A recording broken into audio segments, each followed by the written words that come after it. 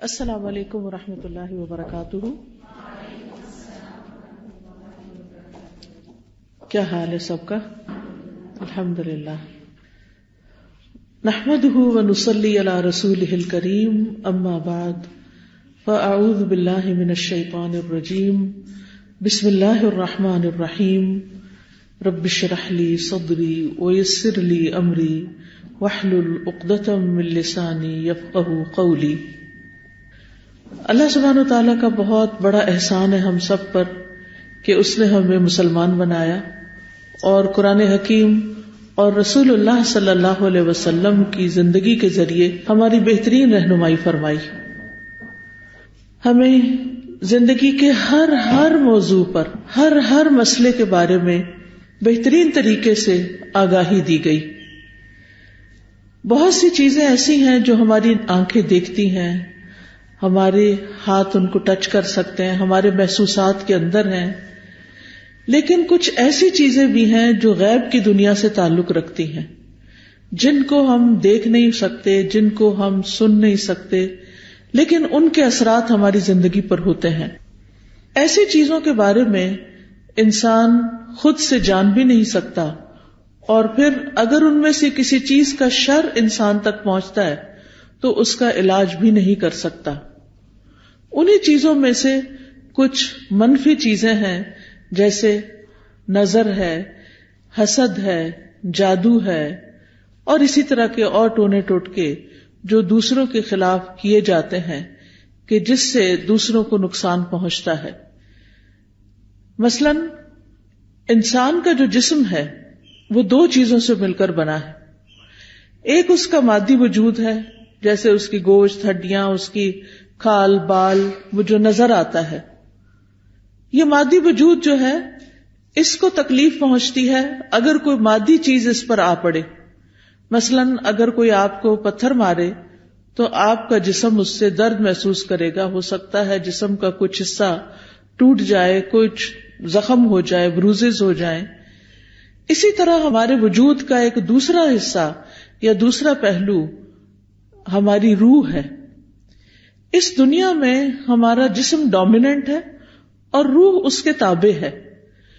کچھ ایسی چیزیں ہیں کہ جو جسم پر نہیں روح پر اثر انداز ہوتی ہیں، اور جب وہ روح پر اثر انداز ہوتی ہیں تو روح ان سے متاثر ہوتی ہے، روح بیمار ہو جاتی ہے، روح دکھی ہو جاتی ہے، اور اس سے بھی انسان بیمار پڑ جاتا ہے.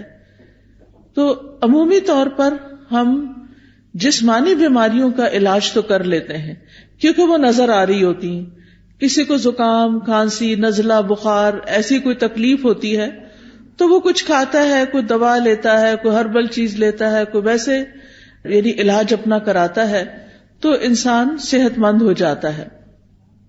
لیکن بعض اوقات جو چیزیں ہماری روح پر اثر انداز ہوتی ہیں ان کو ہم نہ دیکھ پاتے ہیں، نہ ہمیں سمجھ آتی ہے. تو بہت دفعہ ایسے ہوتا ہے کہ ہم جب بیمار پڑتے ہیں تو اس کا سبب ہمیں معلوم نہیں ہوتا. یہ جو جادو ہوتا ہے، سحر بھی نظر نہ آنے والی چیز ہے. یعنی ایسی چیز جس کے اثرات تو نظر آ رہے ہیں لیکن اس کے اسباب نظر نہیں آ رہے، یعنی جس کا سبب مخفی ہوتا ہے. ایسی بیماری کہ جس کا سبب مخفی ہوتا ہے. مثلاً آپ ڈاکٹر کے پاس جاتے ہیں، آپ اس کو بتاتے ہیں کہ میں بہت لیتھارجک فیل کر رہی ہوں، میری کسی چیز پہ کنسنٹریشن نہیں ہو رہی، تو وہ آپ کو کچھ ٹیسٹ لکھ کر دیتا ہے. آپ ٹیسٹ کرواتے ہیں، آپ کا لیور، ہارٹ، بلڈ، آپ کا پوری باڈی کا ایکس ریز اور الٹرا ساؤنڈز اور ہر چیز کر لی جاتی ہے، لیکن پھر بھی بیماری سمجھ میں نہیں آتی. تو ایسے میں انسان سوچتا ہے کہ پھر کیا چیز ہے کہ جو اس کے اوپر اثر انداز ہو رہی ہے، اور اس اثر میں انسان بعض اوقات بیمار ہوتا ہے، نقصان اٹھاتا ہے، تکلیف اٹھاتا ہے، لیکن وہ کچھ کر نہیں پاتا. ہمارے دین نے ہمیں ان چیزوں سے بچاؤ کے لیے بہترین رہنمائی فراہم کی ہے.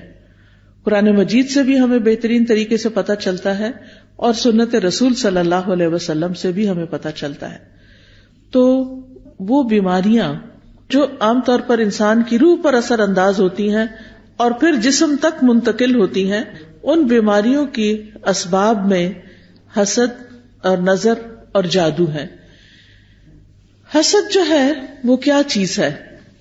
حسد سے مراد یہ ہوتی ہے کہ دوسرے آدمی پر اللہ عز و جل کی جو نعمت ہے وہ ختم ہو جائے۔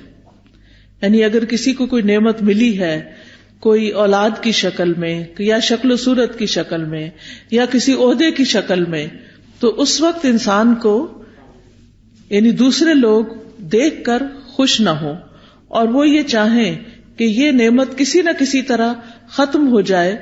اور بعض اوقات جو حاسد ہوتا ہے وہ یہ نہیں چاہتا کہ اس کو وہ نعمت ملے یا نہ ملے، لیکن وہ یہ ضرور چاہتا ہے کہ دوسرے شخص سے وہ نعمت زائل ہو جائے۔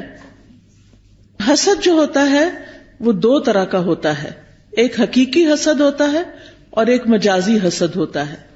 حقیقی یہ ہے کہ نعمت والے سے اس کی نعمت کے ختم ہونے کی خواہش کرنا، اور مجازی حسد یہ ہوتا ہے کہ انسان اس جیسی نعمت کی آرزو کرتا ہے لیکن یہ نہیں چاہتا کہ دوسرے سے ختم ہو جائے۔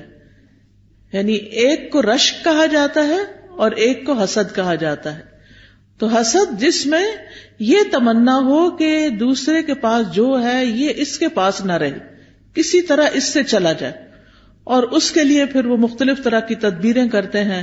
عام طور پر جو تدبیر کی جاتی ہے وہ جادو وغیرہ سے کی جاتی ہے، لیکن یہ کہ جادو کے علاوہ حسد کی جو نظر ہوتی ہے وہ جب دوسرے پہ ڈالی جاتی ہے تو بعض اوقات اس کی روح پر اور اس کی نعمتوں پر برے اثرات پڑتے ہیں، لیکن یہ بھی اللہ کے اذن سے ہوتا ہے۔ جیسے آپ دیکھیں کہ جراثیم تو ہر وقت آگے پیچھے ہیں، ہوا میں بہت سے جرمز گھوم پھر رہے ہوتے ہیں، لیکن وہ سارے ہمیں چمٹ نہیں جاتے اور سارے ہم پر اٹیک نہیں کرتے اور ان سب سے ہم بیمار نہیں پڑ جاتے، بلکہ ہمیں صرف وہی لگتے ہیں جو اللہ کا اذن ہوتا ہے۔ اور آپ نے دیکھا ہوگا کہ بعض اوقات جب ایک وبا پھیلتی ہے، ایک بیماری عام ہوتی ہے، تو ہر شخص نہیں بیمار پڑتا، اکثر لوگ پڑ بھی جاتے ہیں لیکن سب کے سب 100% بیمار نہیں ہوتے۔ طاعون جیسی بیماریاں بھی پھیلی، بہت ہلاکتیں ہوئی، ملیریا پھیلتا ہے، ہزاروں لوگ مر جاتے ہیں، لیکن سارے کے سارے نہیں مر جاتے۔ تو وہ جو مر جاتے ہیں یا جن کے اوپر بیماری اثر کرتی ہے وہ اللہ کے اذن سے کرتی ہے۔ تو قرآن مجید سے ہمیں یہ پتہ چلتا ہے کہ بنی اسرائیل نے جب جادو کا سلسلہ شروع کیا تو اللہ تعالیٰ فرماتے ہیں وَمَا هُمْ بِضَارِّينَ بِهِ مِنْ أَحَدٍ إِلَّا بِإِذْنِ اللَّهِ، کہ وہ کسی کو بھی نقصان نہیں دے سکتے تھے مگر اللہ کے اذن سے۔ اور پھر آپ دیکھیے کہ عمومی طور پر جب کسی کو نقصان دینا ہوتا ہے تو بعض اوقات اس سے کوئی دشمنی ہوتی ہے یا بغض ہوتا ہے، یعنی دل کے اندر اس کے خلاف ایک نفرت ہوتی ہے، وہ کسی وجہ سے بھی ہو سکتی ہے، اس کے کسی برے سلوک کی وجہ سے یا اس کے کسی اور سبب سے۔ اور اس میں ہم دیکھتے ہیں قابیل کی مثال۔ قابیل جو تھا وہ حابیل کا بھائی تھا، اور ہوتا یہ تھا کہ آدم علیہ السلام کے جب بچے پیدا ہوتے تھے تو ہر دفعہ 2 بچے پیدا ہوتے تھے، بیٹا اور بیٹی۔ تو وہ جب جوان ہوتے تو وہ آپس میں شادی نہیں کر سکتے تھے، بلکہ دوسرے سیٹ میں پیدا ہونے والا لڑکا اور پہلے سیٹ میں پیدا ہونے والی لڑکی کی شادی ہوتی، اور اسی طرح دونوں یعنی کہ جو 2 جوڑے ہوتے تھے وہ 2 جوڑوں سے اس طرح شادی کرتے تھے۔ تو اب حابیل کی جس لڑکی سے شادی ہونی تھی وہ قابیل کو پسند آ گئی، تو اس پر قابیل جو تھا وہ حابیل کا دشمن بن گیا، اور اس نے یہ چاہا کہ کسی طرح بھائی کو یہ لڑکی نہ ملے۔ بہرحال لمبا قصہ ہے، اس وقت اس کی تفصیل میں جانے کی ضرورت نہیں، لیکن اس میں قابیل نے ضد میں آ کر اور حسد میں مبتلا ہو کر اپنے بھائی کو قتل کر دیا۔ بعض اوقات حسد کا سبب عزت اور غلبہ پانا ہوتا ہے کہ میں دوسرے کو کنٹرول کر لوں یا دوسرا کسی طرح ختم ہو جائے، اور اس کی مثال عبداللہ بن ابی کی ہے کہ جو نبی صلی اللہ علیہ وسلم کا بہت بڑا حاسد دشمن تھا، اور وہ کسی بھی موقع پر کوئی بری باتیں کرنے سے چوکتا نہیں تھا۔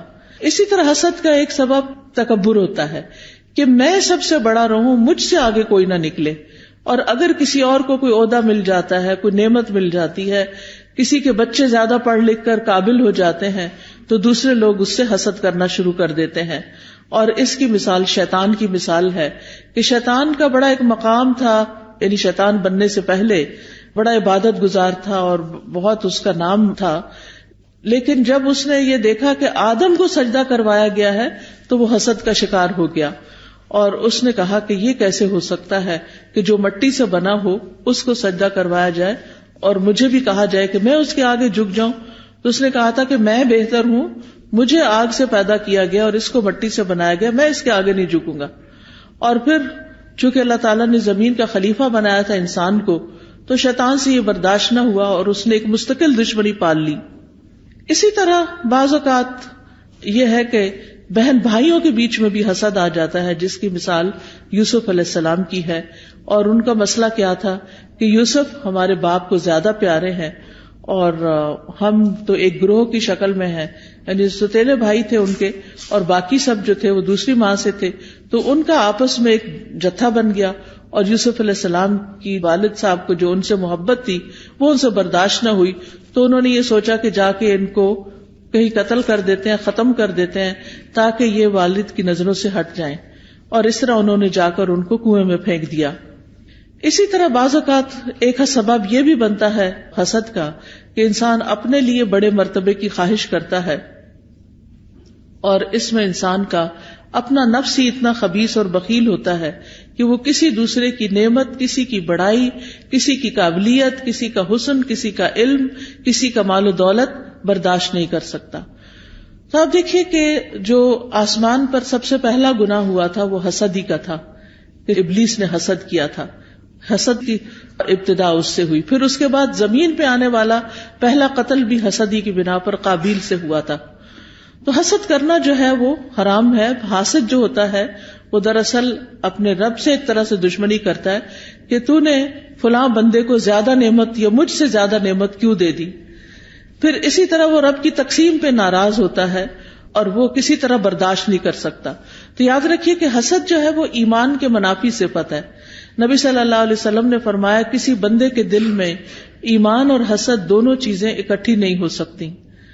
ابن قیم کہتے ہیں کہ کفر کے 4 ارکان ہیں، ایک تکبر، ایک حسد، ایک غضب اور ایک شہوت، اور یہ دین کو موڑنے والی صفات بھی ہیں. اور لوگوں کی خیر اور بھلائی اسی میں ہے کہ وہ اپنی نعمتوں کو دیکھے اور ان پر خوش ہوں، دوسروں کی نعمتیں دیکھ دیکھ کے جلے نہیں اور ان پر دل میں کڑھن اور حسد نہ رکھیں. اور یہ یاد رکھیے کہ حسد کا نقصان جو ہے وہ دوسرے کو تو ہوتا ہی ہے، لیکن جو کرنے والا ہے اس کا اپنا دین اور ایمان بھی ایٹ سٹیک ہوتا ہے، خطرے میں ہوتا ہے. حسد انسان کے اپنے جسم کو جلاتا ہے کیونکہ حسد کی آگ دل میں ہوتی ہے، اور جو حاسد ہوتا ہے اس کو کہیں کسی پل چین نہیں آتا اور وہ ہر وقت کڑتا رہتا ہے، اور خاص طور پر جس وقت اس کا انٹریکشن اس سے ہوتا ہے جس سے وہ حسد کرتا ہے تو اور بھی اس کے اندر تکلیف اٹھتی ہے. پھر حسد بغض کے وجہ سے لڑائی اور جھگڑے کا سبب بھی بن جاتا ہے اور نیکیوں کو خراب کر دیتا ہے اور نافرمانیوں اور شر کا سبب بن جاتا ہے.